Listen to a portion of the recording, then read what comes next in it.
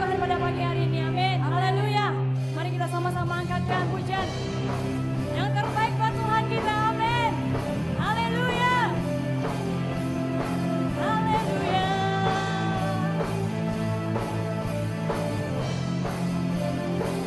Sama-sama. Kami datang bawa pujian, bersama memuji-Mu Tuhan. Satukan suara dan nyanyikan sorak kemenangan. Amin. Kami datang bawa pujian, bersama memuji-Mu Tuhan. Satukan suara dan nyanyikan sorak kemenangan.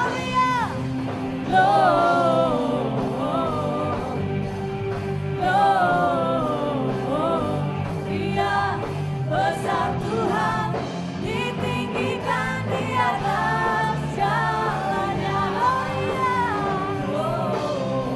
Gloria, Gloria, besar Tuhan, ditinggikan pujinya. Gloria, amin. Haleluya. Sekali lagi kita nyatakan,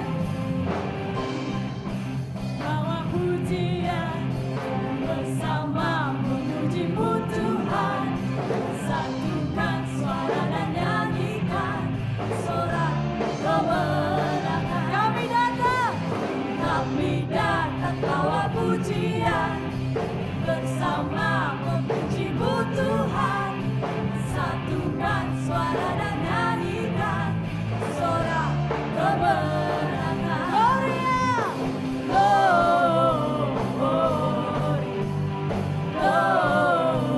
Gloria, besar Tuhan, ditinggikan di atas segalanya.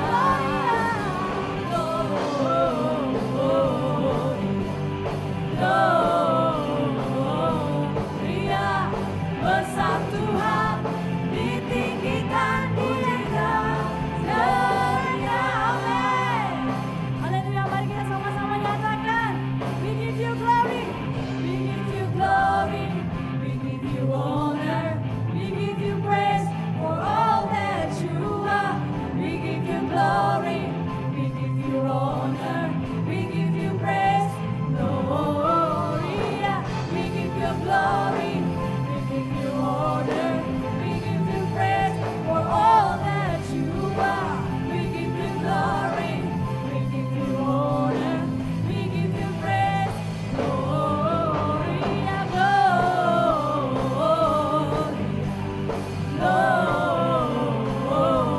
Gloria, besar Tuhan, ditinggikan di atas segalanya. Gloria, Gloria, besar Tuhan, ditinggikan pujinya. Gloria, pujinya, pujinya. Gloria, pujinya. Gloria. Haleluya, haleluya, amin, haleluya, haleluya.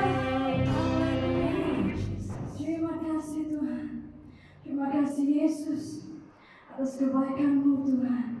Haleluya. Kami percaya Tuhan bahwa Engkau satu-satunya penyelamat kami Bapa. Oh haleluya, haleluya, haleluya, haleluya. Terima kasih Yesus. Haleluya.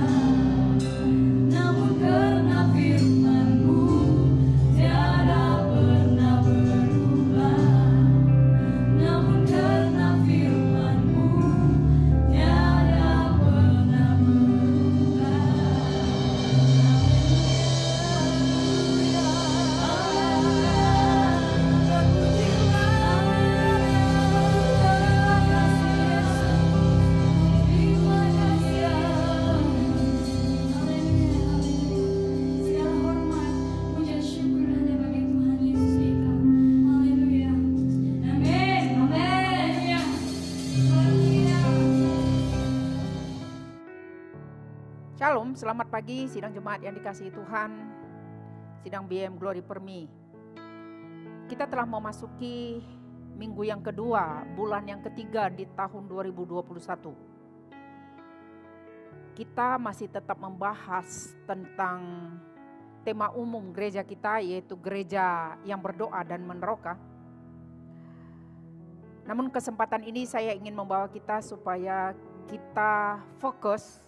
Meskipun kondisi pandemik gereja kita tidak buka, bahkan seluruh gereja BM khasnya, namun kita tetap memposisikan diri sebagai pelayan Tuhan, sebagai hamba Tuhan yang melayani Tuhan.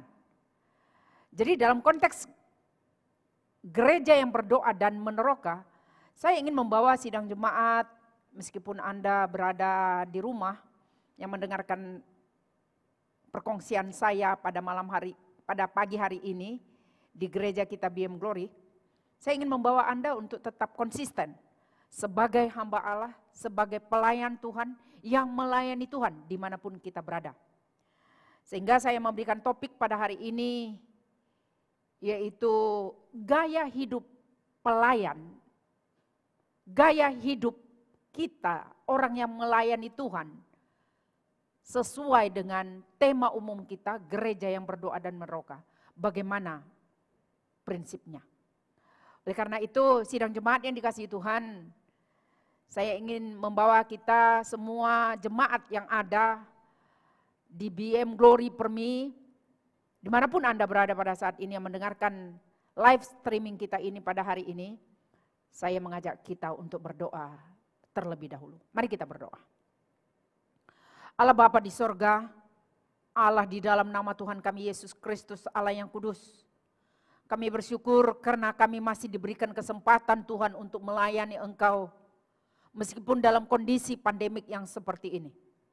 Hamba berdoa kepadamu Tuhan, dimanapun jemaat kami yang pada hari ini berada, yang mendengarkan firman Tuhan ini.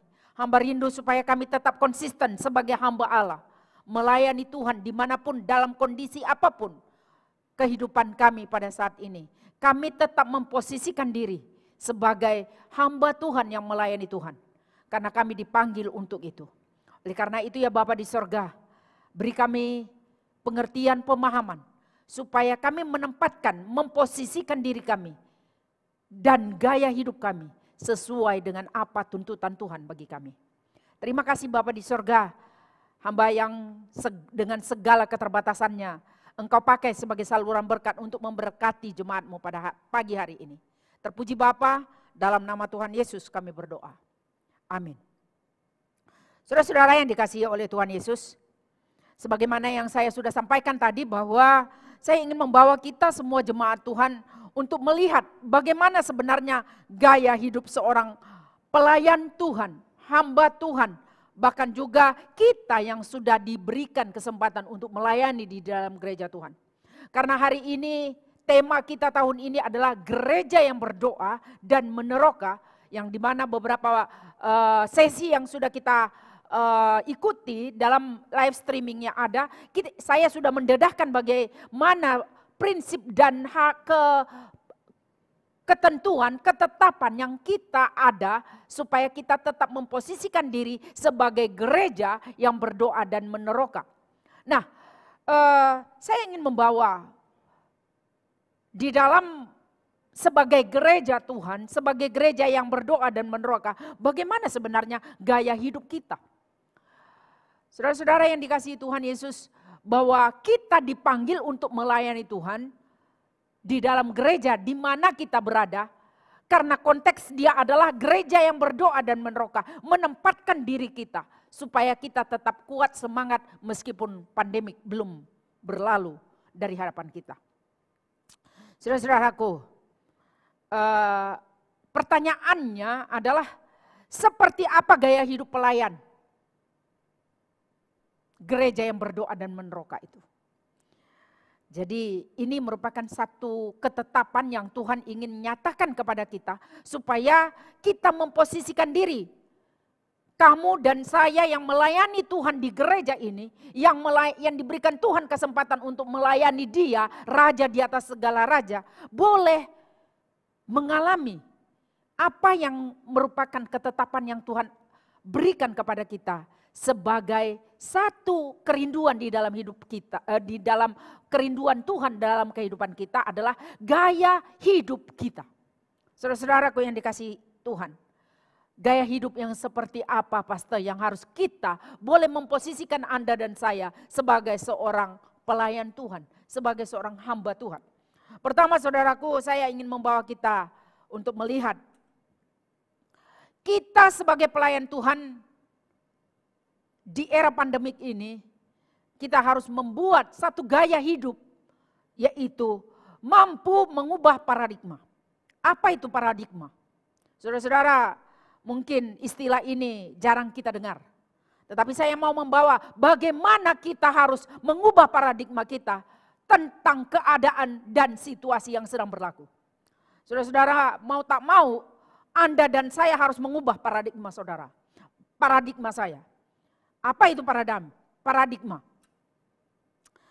Menurut Kamus Dewan mengatakan bahwa paradigma itu adalah satu set kepercayaan mengenai sesuatu isu atau corak pemikiran kita terhadap sesuatu yang terjadi. Jadi cara kita memandang sesuatu perkara harus kita melihat dia dalam satu sistem keyakinan. Kita harus melibatkan keyakinan kita di dalam semua situasi. Saudara-saudara, itulah yang saya mengatakan ubah paradigma.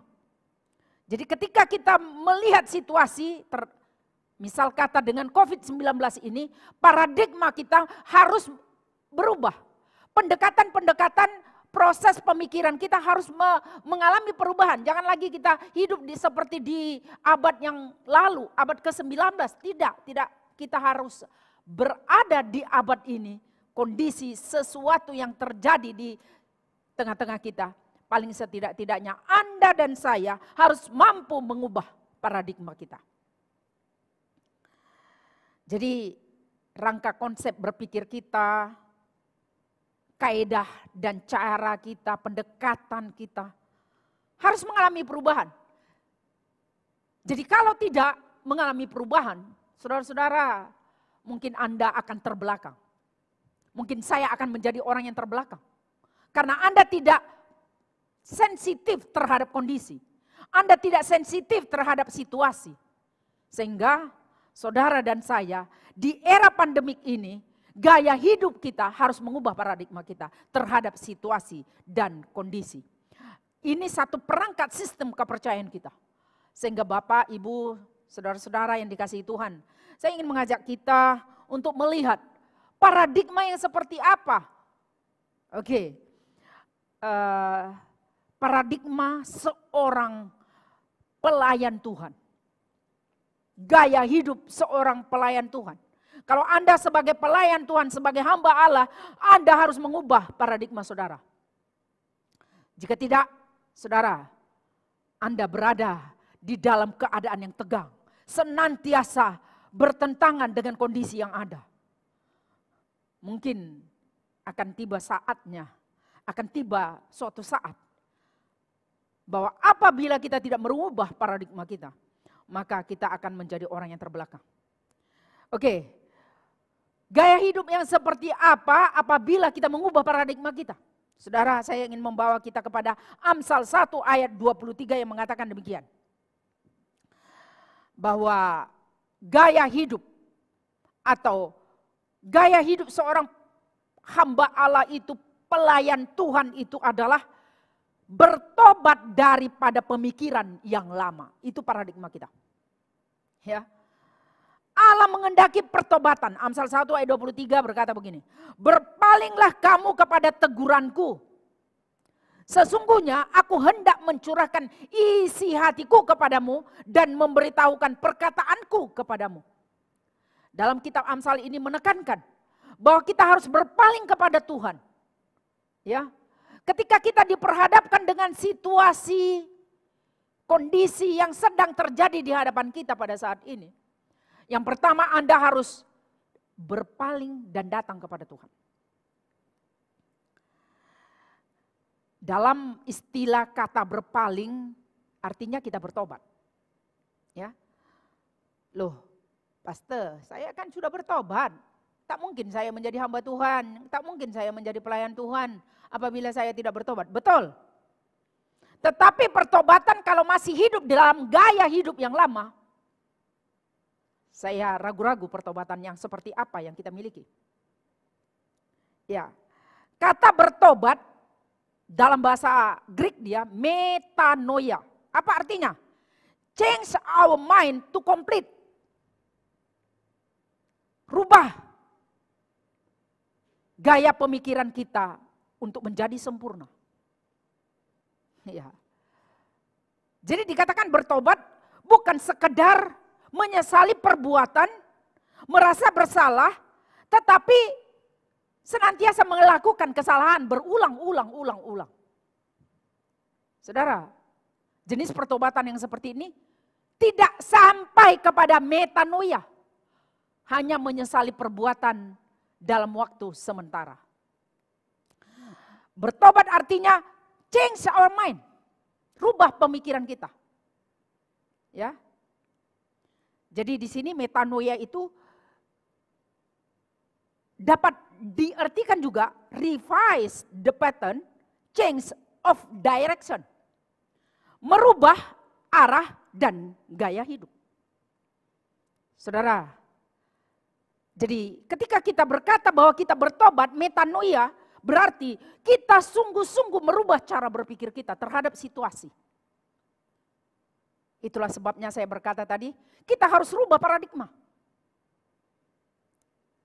Maka yang terlebih dahulu seharusnya kita harus merubah pola berpikir kita terhadap apa yang ada di hadapan kita.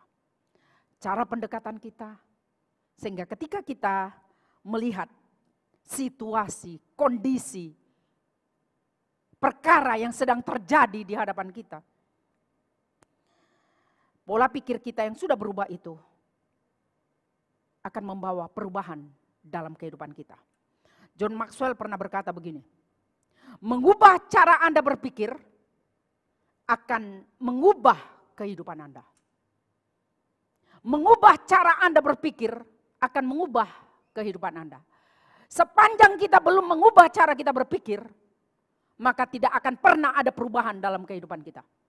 Saudara, bagaimana sampai kepada paradigma yang saya katakan tadi, tidak akan pernah mencapai destinasinya. Saudaraku yang dikasihi Tuhan, hari ini saya mau membawa kita supaya apabila kita, gaya hidup kita orang yang bertobat, metanoia, kita sungguh-sungguh tidak hanya sekedar menyesali perbuatan yang ada, tetapi berubah. Ada pola pikir yang baru yang harus menjadi bagian dalam kehidupan kita. Itulah gaya hidup yang Tuhan kehendaki. Yang kedua, gaya hidup yang Tuhan mau terjadi dalam kehidupan kita di era pandemik ini, supaya kita sebagai pelayan Tuhan, sebagai hamba Tuhan, dapat memposisikan kita sebagai pelayan di dalam gereja yang berdoa dan meneroka, adalah bersedia mengalami perubahan itu. Roma 12 ayat 2 berkata begini, janganlah kamu menjadi serupa dengan dunia, tetapi berubahlah oleh pembaharuan budimu, sehingga dapat membedakan mana kehendak Allah, apa yang baik, yang berkenan kepada Allah, dan yang sempurna. Saudara, kata berubah di sana dipakai metamorfosa. Artinya, to change into another. Apa maksudnya? Berubah menjadi bentuk yang lain. Jadi perubahan itu kalau masih wujudnya sama, itu bukan berubah. Ya. Tetapi di sini yang dimaksudkan metamorfo itu adalah satu perubahan daripada satu bentuk kepada bentuk yang lain. Tidak sama dia. Seperti ulat, Anda tahu ulat dah? Sebelum dia menjadi rama-rama, sebelum dia menjadi kupu-kupu, dia ulat kecil. Anda mungkin geli melihat dia. Ya. Tetapi itulah metamorfosa. Dia mengalami perubahan dari ulat menjadi ramah-ramah, menjadi cantik. Hal yang sama Tuhan inginkan dalam kehidupan kita. Memang Anda dan saya adalah manusia yang berdosa. Itu hakikat kita. Tetapi Allah justru memakai orang yang berdosa itu menjadi alat baginya di tengah-tengah manusia yang berdosa yang lainnya. Supaya meskipun saya sebagai manusia yang berdosa, ditempatkan di antara manusia yang berdosa lainnya, saya ada terlihat perubahan. Oleh karena apa? Saya telah mengalami metamorfosa. Perubahan terjadi dalam diri orang yang telah dirubah oleh Allah itu.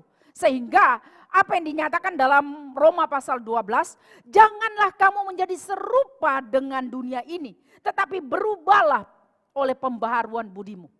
Jadi Allah mau meletakkan manusia yang berdosa itu di tengah-tengah dunia yang berdosa, tetapi berubah. Dia terlihat ada sesuatu yang tidak sama seperti dunia. Jadi menempatkan kita, memposisikan kita sebagai manusianya Allah di tengah manusia yang berdosa. Karena Allah memilih orang yang berdosa itu juga untuk berada di tengah-tengah manusia yang berdosa lainnya untuk mampu menghadirkan Tuhan di dalam kehidupan mereka. Dalam pekerjaannya, dalam pelayanannya, dalam bisnisnya, dia tetap menjadi manusianya Allah. Itulah sebabnya Allah berkata, janganlah kamu serupa dengan dunia, tetapi berubahlah oleh pembaharuan budimu sehingga kamu dapat membedakan mana kehendak Allah, apa yang baik, yang berkenan kepadanya. Saudara, tidak berarti kita ditempatkan di dunia yang lain, tetapi kita tetap berada di dalam kondisi itu, tetapi kita berubah. Oleh karena Allah telah melakukan perubahan itu di dalam diri kita. Saudara-saudara, saya ingin bertanya kepada kita. Sudah seberapa lama kita menjadi orang yang percaya kepada Tuhan? Berapa lama kita sudah menjadi orang Kristen? Di usia kita yang saat ini, adakah kita telah berada, telah menerangi setiap orang yang berada dalam kegelapan? Adakah kita menjadi garam di tengah-tengah kebusukan? Atau kita lebih memilih gaya hidup kebanyakan orang? Ya. Macam mana dia? Begitu juga kita. Saudara, inilah yang menjadi pertanyaannya. Adakah gaya hidup kita sudah mengalami perubahan? Memperlakukan atau memperlakukan diri kita sama dengan orang lain. Dalam arti kata, kita tidak mempunyai gaya hidup. Kita tidak menampilkan satu perbezaan dengan dunia ini. Makanya Yesus berkata, Paulus berkata, jangan kamu serupa dengan dunia. Karena Yesus mau kita tetap ada di dalam dunia, tetapi tidak boleh sama seperti dunia. Jadi itulah sebabnya kita sebagai orang yang percaya harus dapat memposisikan diri sebagai orang-orang yang telah mengalami perubahan. Orang yang dapat dikatakan mengalami perubahan tidak boleh menjadi serupa dengan dunia. Tetapi orang yang telah mengalami perubahan akan terlihat melalui pembaharuan akal budinya. Yang ketiga, gaya hidup sebagai seorang pelayan Tuhan, sebagai hamba Allah, kita harus tetap bertahan di atas segala badai dan cabaran. Saudara-saudara, Ada banyak di antara kita yang saat ini sedang kena cabaran. Baik melalui pekerjaan, baik melalui pelayanan, baik melalui apa saja. Sekarang ini di era pandemik ini apa saja boleh berlaku. Tetapi pertanyaan dia, gaya hidup kita sebagai orang yang pelayan Tuhan di gereja ini, saya ingin mengangkat saudara, kita harus bertahan di atas segala badai, di atas segala cabaran. Kenapa? Ya, saya ingin memetik kitab Injil Matius pasal 10 ayat 16 yang berkata, lihat, aku mengutus kamu seperti domba ke tengah-tengah serigala. Sebab itu, hendaklah kamu cerdik seperti ular dan tulus seperti merpati. Saudara, ketika saya membaca firman Tuhan ini, saya merasa inilah utusan Tuhan bagi kita. Jadi, domba di tengah serigala. Bukan serigala di tengah domba ya. Jangan kita balikkan dia. Domba, seekor domba di tengah serigala. Apa maksudnya saudara? Pengutusan kita, Tuhan Yesus mengutus kita sebagai domba di tengah serigala. Satu gambaran yang sangat begitu bertentangan. Anda tahu sifat dan karakter serigala itu seperti apa? Dan bagaimana serigala itu? Anda tahu dia adalah binatang atau predator yang agresif mencari mangsanya. Dan tentu dia akan menyukai domba yang lemah.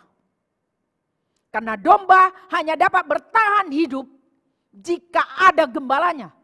Jika ada yang menjaganya. Itulah sebabnya domba tidak boleh jauh daripada gembalanya.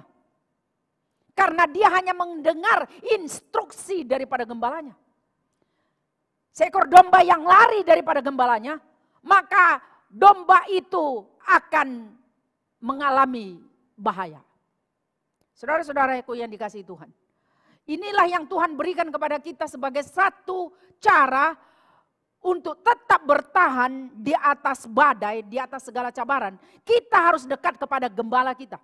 Siapa gembala kita? Bukan saya gembala Anda. Memang saya gembala. Tetapi gembala yang agung adalah Yesus Kristus. Kita harus dekat kepada gembala yang agung itu. Artinya memiliki hubungan yang dekat dengan gembala yang agung. Yaitu Yesus Kristus. Itulah domba yang boleh selamat. Sama halnya dengan manusia yang berdosa. Ya, Tuhan mau menetapkan kita di tengah-tengah manusia yang lain, di tengah-tengah manusia yang berdosa yang lain, seperti apa yang saya katakan tadi, supaya kita boleh menjadi alatnya. Serigala tetap serigala, saudara, tidak akan pernah menjadi domba. Domba tidak akan pernah berubah menjadi serigala. Meskipun ada serigala yang berbulu domba. Saudaraku yang dikasihi Tuhan. Dalam Matius pasal 7 ayat 13 mengatakan, waspadalah terhadap nabi-nabi palsu yang datang kepadamu dan menyamar seperti domba. Tetapi sesungguhnya mereka adalah serigala yang buas. Saudara-saudara, ini memberikan kita peringatan. Supaya kita tetap menjadi dombanya Tuhan. Dekat kepada gembala agung kita, Yesus Kristus. Sehingga apapun cabaran yang sedang menghadang kehidupan kita, kita tetap kuat oleh karena Tuhan memberikan instruction kepada kita. Tuhan memberikan kekuatan secara khusus kepada kita. Karena kita adalah domba-dombanya. Yang kedua, dalam ayat yang sama dikatakan, hendaklah kamu cerdik seperti ular dan tulus seperti merpati. Saudaraku yang dikasihi Tuhan, apa maksudnya? Cerdik itu berurusan dengan pikiran kita. Sedangkan tulus itu berurusan dengan hati. Ya. Tuhan Yesus mengatakan, hendaklah kamu cerdik seperti ular dan tulus seperti merpati. Kita harus mempunyai pikiran-pikiran yang bernas terhadap situasi dan kondisi. Ya. Ya. Ujung bulan nanti saya akan menceritakan bagaimana vaksin yang telah diberikan oleh kerajaan boleh sebagai satu janji, sebuah harapan. Karena ada banyak orang bertanya kepada saya, Ibu Datin, bolehkah ambil vaksin? Karena banyak di luar sana telah beredar isu tentang vaksin ini begini yang membuat orang lain ragu-ragu. Sehingga hari Minggu yang terakhir saya ingin membahas kepada kita dan memberikan bagaimana vaksin itu satu perspektif dari tinjauan daripada firman Allah. Saya ingin memberikan jawaban supaya Anda semua yang ada tidak boleh memahami apa Alkitab boleh memberikan jawaban terhadap semua permasalahan yang ada. Alkitab kita adalah Alkitab yang adalah firman Allah, kebenaran Allah yang dimana kita boleh memberikan jawaban terhadap segala situasi. Tetapi masalahnya sekarang pemahaman kita tentang Alkitab itu bahkan para pemuka agama telah melangkahkan Alkitab itu adalah kitab yang usang, yang sudah tua, yang perlu kita ganti dengan buku yang baru. Saudara, Anda tidak perlu meminta nasihat tentang hal-hal yang seperti itu. Itu bukan firman Tuhan. Itu bukan tercatat di dalam Alkitab yang adalah firman Allah. Saya punya solusi untuk itu karena Alkitab yang kita miliki ini adalah kebenaran Allah yang sah, yang sahih, yang inerensi Alkitab adalah firman Allah. Saya boleh memberikan solusi kepada Anda.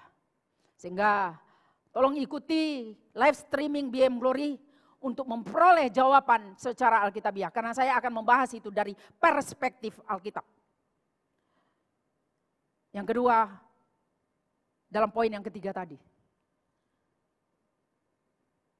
Tetap bertahan di atas segala cabaran adalah kita harus cerdik seperti ular. Dan tulus seperti merpati. Artinya pikiran-pikiran kita harus bernas. Jangan masukkan sesuatu pikiran yang tidak baik di dalam pikiran saudara. Martin Luther pernah berkata begini. Anda tidak boleh mencegah burung untuk terbang dari atas kepala saudara. Tetapi dia boleh Anda cegah apabila burung-burung itu mau bersarang dalam kepala saudara. Itu Martin Luther kata ya. Artinya kita tidak dapat mencegah apabila sesewaktu iblis akan mendatangi kita dengan cara-caranya. Ada sesuatu pemikiran yang terlintas dalam pikiran saudara yang bersumber daripada iblis. Ya. Kadang-kadang kita tidak dapat cegah. Tetapi kalau iblis yang bersarang dalam kepala saudara, Anda boleh cegah. Ya, itu ya perbedaannya. Apa yang dikatakan Martin Luther itu tadi, Anda tidak boleh mencegah burung terbang di atas kepala saudara, tetapi Anda boleh cegah dia apabila dia mau membuat sarangnya di kepala saudara. Jadi itulah gaya hidup. Itulah cara. Jadi jangan pernah berkata, ya saya ini tidak pandai lah, saya ini, ya itu artinya kamu telah membuat ukuran-ukuranmu sesuai dengan apa yang kamu mau. Tetapi Tuhan mau supaya kamu lebih lagi daripada itu. Tetapi engkau membatasi kuasa Tuhan di dalam dirimu. Jangan sampai kuasa Allah terbatas oleh karena keterbatasan kita. Diri kita sendiri. Lepaskan kuasa Allah supaya Anda boleh menjadi lebih daripada sekedar yang ada pada saat ini. Itu konsep saya supaya Anda mengetahui mengapa Tuhan mau kita cerdik seperti ular, tulus seperti merpati. Apa artinya tulus seperti merpati? Supaya kita meskipun Anda pandai, Anda tidak sombong. Ya. Meskipun Anda hebat, Anda tidak boleh tinggi hati. Kenapa? Kesombongan mendahului kehancuran. Itu sebabnya Tuhan Yesus mau kita tulus berurusan dengan hati kita. Makanya firman Tuhan Amsal berkata begini, Amsal 4 ayat 23, hati-hatilah waspadalah terhadap hatimu. Ya. Supaya kita menjaga hati kita. Saya ingin bacakan dulu Amsal 4 ayat 23 yang berkata, jagalah hatimu dengan segala kewaspadaan, karena dari situlah terpancar kehidupan. Artinya kalau kita Tuhan berkata tulus seperti merpati, artinya kita mesti tulus. Jadi hati kita ini akarnya. Kalau kita tidak tulus, artinya kita mulai sombong, akan terlihat daripada cara kita, gaya kita. Saudaraku yang dikasihi Tuhan, saya berharap 3 perkara ini menjadi satu jawaban bagi kita. Bagaimana kita berubah. Yang kedua, bagaimana gaya hidup seorang hamba Tuhan, pelayan gereja yang berdoa dan meneroka. Pertama, mengutamakan orang-orang yang kita layani.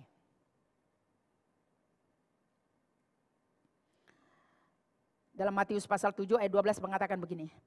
Segala sesuatu yang kamu kehendaki supaya orang perbuat kepadamu, perbuatlah demikian juga kepada mereka. Waktu saya berpikir dari ayat ini ada 2 sisi yang saya lihat. Ya.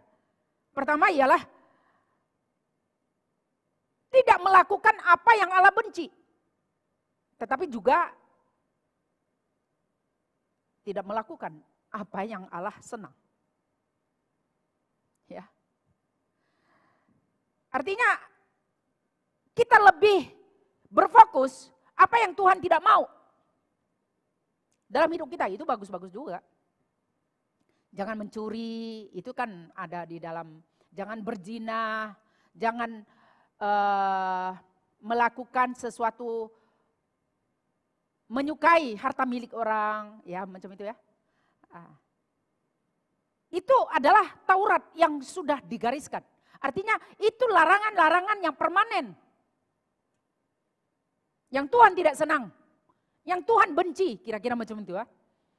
Kita mungkin kita akan melakukannya. Tetapi apa yang Allah senangi kita tidak lakukan. Kita hanya lebih berfokus kepada apa yang Tuhan tidak suka. Nah, ini hati-hati saudara. Saya ingin memberikan kepada Anda pemahaman yang benar bahwa mengutamakan orang-orang yang kita layani tidak hanya seperti itu saudara. Mengatakan yang penting saya tidak melakukan kesalahan, kira-kira demikian. Ini sesuatu yang perlu kita simak. Coba perhatikan, saya berikan misal. Dalam mengasihi orang lain, kita harus melakukan apa yang kita inginkan dari orang itu. Saya ulang sekali lagi, mungkin Anda lebih kurang paham. Jika saya berkata saya mengasihimu, artinya saya harus dalam diri saya mau engkau memperlakukan apa yang saya mau. Macam mana maksudnya pastor? Agak-agak bingung saya. Saya memberikan contohnya. Jika kita mau dimaafkan, maka kita harus mengampuni kesalahan orang itu. Kalau kamu mau dimaafkan, kalau kesalahan saya mau dimaafkan orang lain, paling setidak-tidaknya tindakan saya adalah mengampuni orang yang bersalah itu kepada saya. Ya. Jika saya mau diperlakukan baik, saya harus melakukan perbuatan baik kepada orang lain. Jika saya mau dihormati, maka saya harus menghormati orang lain. Anda melihat perbezaannya? Jadi apa yang dikatakan di dalam kitab Matius 7 itu ayat 12 tadi, segala sesuatu yang kamu kehendaki supaya orang perbuat kepadamu, perbuatlah demikian juga kepada mereka. Sebenarnya di sanalah ada take and give. Di sana ada satu perbuatan yang aktif. Bukan pasif. Saya aktif. Dalam posisi itu saya sedang melakukan secara aktif perbuatan baik kepadamu sehingga kamu melakukan perbuatan baik kepada saya. Kira-kira demikian. Saya berharap saudara-saudara boleh memahami apa yang saya sampaikan ini. Inilah tindakan yang aktif dan bukan pasif. Allah menghendaki tidak hanya kita berbuat apa yang Tuhan tidak suka, tetapi sekaligus apa yang Tuhan senang. Ya, disitulah persepsinya, pendekatannya. Allah sedang melakukan ini dalam kehidupan kita. Supaya apa yang dinyatakan dalam Matius pasal 7, segala sesuatu yang kamu kehendaki supaya orang perbuat kepadamu, perbuatlah demikian kepada mereka juga. Kedua, sisi yang lain, mungkin kita akan memilih yang ini. Kita, kalau tadi saya katakan kita aktif berbuat, tetapi ada second choice adalah melakukan perbuatan yang pasif. Dan kita lebih senang dalam perbuatan yang pasif itu. Bangga kita dengan kepasifan yang ada dalam diri kita. Apa maksudnya ini semua, Pastor? Mungkin Anda akan berkata. Ya. Tindakan yang pasif apabila saudara berkata begini. Yang penting saya tidak menyakiti hati orang. Ya.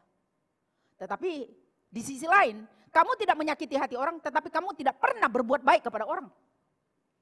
Ya, di sana letaknya Tuhan, perbuatan baik yang kamu lakukan tidak ada. Apa yang Allah senang kamu tidak lakukan, hanya apa yang Tuhan tidak senang. Betul tidak? Jadi di sini persepsinya. Ketika kita hanya berbuat secara pasif, yang penting saya tidak merugikan dia. Saya tidak merugikan company dia. Saya tidak membuat kesalahan kepada dia. Kira-kira demikian. Tetapi kamu tidak merugikan orang lain, tetapi kamu tidak juga berbuat baik kepada orang lain. Tidak pernah membalut luka orang lain. Oh saudara, membalut luka orang lain. Kamu tidak menyakiti hati orang lain, tetapi membalut luka orang siapapun kamu tidak pernah. Itu satu tindakan yang aktif kamu tidak lakukan, tetapi hanya kamu bangga dengan kepasifan kamu. Itu sesuatu perbuatan yang salah. Saudaraku yang dikasihi Tuhan, jangan kita hanya berhenti ketika Allah menghendaki kita melakukan apa yang Tuhan tidak suka, tetapi juga harus melakukan apa yang Tuhan suka. Saudaraku yang dikasihi Tuhan. Gaya hidup seorang pelayan yang berdoa dan bekerja, tuntutannya adalah supaya Anda dan saya boleh menyenangkan hati Tuhan melalui pekerjaan saudara, melalui pelayanan saudara, melalui bisnis saudara. Saudaraku yang dikasihi Tuhan, jangan sampai hanya berhenti. Yang penting saya tidak melakukan ini, saya tidak berbuat dosa, saya tidak membuat orang lain rugi, tetapi Anda tidak pernah membantu. Tetapi firman Tuhan berkata, terlebih baik memberi daripada menerima. Itu berbanding terbalik ya saudaraku ya. Allah berkata, terlebih baik memberi daripada menerima. Jadi di sini unsurnya adalah kita yang aktif, bukan pasif. Bahkan kita diminta tidak hanya memberi saja, tetapi kita juga melakukan satu apa tindakan yang diperintahkan Tuhan bagi kita. Kita diminta untuk menolong, bukan ditolong. Bahkan Yesus berkata, kita diminta untuk melayani, bukan untuk dilayani. Itulah gaya hidup kita yang patut kita memposisikan diri kita sebagai gereja yang berdoa dan meneroka. Yang terakhir, gaya hidup seorang pelayan Tuhan adalah memilih dan mensejahterakan orang lain. Memilih untuk mensejahterakan orang yang kita layani.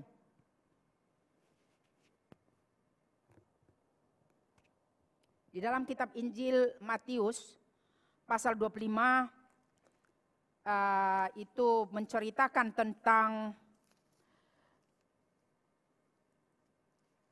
talenta. Seseorang yang bepergian dan dia menitipkan talentanya,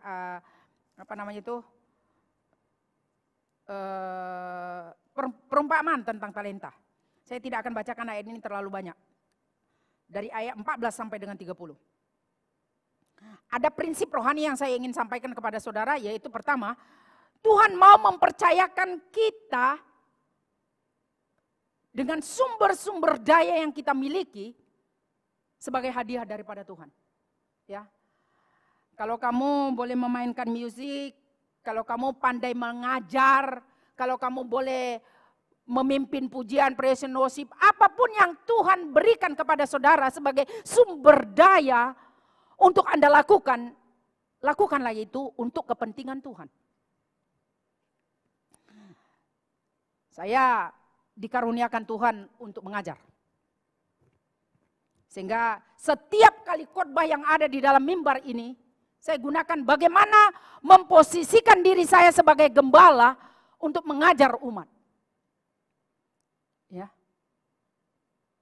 Karena itu adalah karunia yang Tuhan berikan kepada saya. Saya harus membawa setiap umat untuk mengerti, memahami firman Allah dengan benar. Sehingga saya tidak akan lari daripada karunia yang Tuhan berikan kepada saya. Saya mengenali karunia saya sendiri. Tidak perlu saya minta recognize dari orang lain apa karunia yang pada saya. Saya mengenal karunia yang saya miliki. Dalam arti kata, adakah sumber daya yang Tuhan berikan kepada saya, kepada Anda lakukan untuk kepentingan umat? Dalam hal ini Tuhan mau setiap apa yang Tuhan berikan kepada kita adalah merupakan sumber daya untuk menolong orang lain. Jadi dalam hal inilah kita memahami betapa pentingnya Tuhan mengaruniakan kepada Anda karunia. Sejauh mana karunia yang Tuhan pakai, yang Tuhan berikan kepada Anda untuk kepentingan umat. Kepentingan Tuhan dan sejahteranya umat. Jangan sampai kita punya karunia, kita tidak mensejahterakan umat. Justru membuat umat lari, ya, bingung. Ini yang Tuhan berikan kepada kita, apapun karunia yang Tuhan berikan kepada Anda dan saya adalah untuk kepentingan Allah dan mensejahterakan umatnya. Jika tidak dalam posisi itu, saya berharap Anda mendengar firman Tuhan yang saya sampaikan. Kita boleh review kembali dan kita perbaiki, masih ada masanya. Ya, dalam arti kata, marilah kita gunakan sumber daya yang Tuhan berikan untuk kepentingan Tuhan dan sejahteranya umat. Jika umat yang kita layani tidak merasa sejahtera, ada yang salah dengan pelayanan kita. Ya, itu saya sudah sampaikan renungan 3 hari berturut-turut tentang bagaimana cara kita untuk menegur orang lain. Saya berharap semua sidang jemaat boleh membacanya dan merenungkannya karena saya pun diberkati melalui renungan itu sendiri. Dan yang kedua, memilih untuk mensejahterakan orang yang kita layani itu artinya Tuhan mau kita menghadirkan sejahtera sebagai satu kondisi. Sebab Allah tidak menghendaki kekacauan. 1 Korintus 14 ayat 33 berkata begini. Sebab Allah tidak menghendaki kekacauan dan tetapi damai sejahtera. Artinya kita perlu sejahtera orang lain. Bukan hanya merupakan keinginan Allah saja untuk kita mengalami sejahtera ini. Tetapi ini adalah buah roh yang Tuhan tanamkan di dalam diri kita masing-masing. Jadi sama ada buah roh itu berbuah apa tidak, itu bergantung kepada kita. Anda dipimpin atau Anda di luar. Jadi di dalam bagian ini, mari kita fokus. Mensejahterakan orang-orang yang kita layani. Inilah gaya hidup. Pertanyaan saya, sudahkah kita berada di tempat itu? Ini menjadi satu ukuran. Dan saya berharap belum terlambat apabila kita boleh melakukannya. Masih belum terlambat apabila kita senang untuk boleh melakukannya.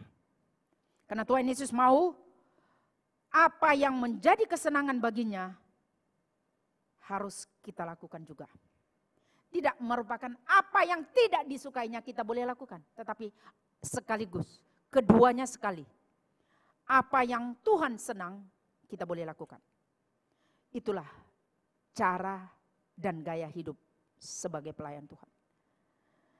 Jika seandainya kita belum sampai di dalam posisi itu, masih Tuhan memberikan kesempatan bagi kita untuk bertobat, mengubah pola pikir kita, mampu bertahan di tengah cabaran hidup, supaya apapun yang sedang bergelora pada saat ini, kita memperoleh jawaban. Dan yang terakhir, mengutamakan, mensejahterakan orang yang kita layani. Bukan hanya merupakan kepentingan Tuhan, tetapi sekaligus kepentingan dan tanggung jawab kita bersama untuk menyenangkan hati Allah. Mari kita berdoa. Tuhan, kami sadar bahwa firman-Mu ini begitu keras untuk kami. Tetapi Tuhan, tidak mustahil juga untuk kami dapat lakukannya. Apabila kami datang berdiri di hadapan tahta-Mu dan mengaku, bahkan kami melakukan berbagai-bagai kesalahan sehingga kami perlu bertobat. Bapa di sorga, hamba berdoa kepadamu supaya meteraikan firman-Mu ini di dalam loh hati kami yang paling dalam, sehingga ketika kami dipercayakan untuk melayani orang lain, gaya hidup kami adalah gaya hidup yang sesuai dengan kebenaran firman Allah. Dan hamba berdoa kepadamu ya Bapa di sorga, menyerahkan seluruh anggota jemaat kami yang sedang berada dimanapun mereka berada pada saat ini. Mungkin mereka yang berada yang tidak mempunyai pekerjaan sehingga pada saat ini, Tuhan, hamba tahu bahwa itu sesuatu yang menyakitkan. Tetapi Tuhan, Engkau Allah yang berkuasa di dalam kehidupan mereka, yang mampu mensejahterakan kehidupan mereka ya Bapa di sorga dengan cara-Mu yang ajaib. Engkau berkati juga sidang jemaat yang mungkin berada di dalam kuarantin pada masa kini. Tuhan, mereka yang jauh daripada keluarga, daripada orang tua, Tuhan, hamba berdoa dalam nama Tuhan Yesus, supaya Tuhan menjaga melindungi mereka dengan kondisi di situasi yang ada pada saat ini. Pandemik masih banyak, COVID-19 masih berlaku. Tetapi Tuhan, hamba berdoa dalam nama Tuhan Yesus, supaya Tuhan menjaga melindungi kami semuanya di dalam segala situasi. Terima kasih Bapa di sorga untuk firman-Mu. Kami berdoa mulai daripada anak-anak kami yang kecil sehingga jemaat yang dewasa. Tuhan, Engkau melindungi mereka bagaikan biji mata Allah sendiri. Terima kasih Tuhan, inilah doa hamba-Mu. Dalam nama Tuhan Yesus kami berdoa. Amin.